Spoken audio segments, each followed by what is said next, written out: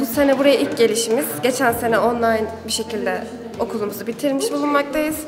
Gayet güzel bir şekilde karşılama oldu. Gayet anlayışlı, valizlerimize falan her şekilde yardım ettiler. Şu anda aynı şekilde yurda gelmiş bulunmaktayız ve yapmamız gereken bütün işlemleri de destek öğrencilerle birlikte tamamlamaya gideceğiz birazdan.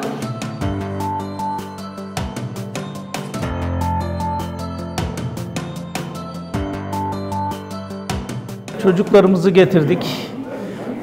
Ben Kayseri'den geliyorum. Veterinerlik fakültesine kayıt yaptırdılar. Kırgızistan'a gayet rahat geldik. Herhangi bir problemimiz olmadı.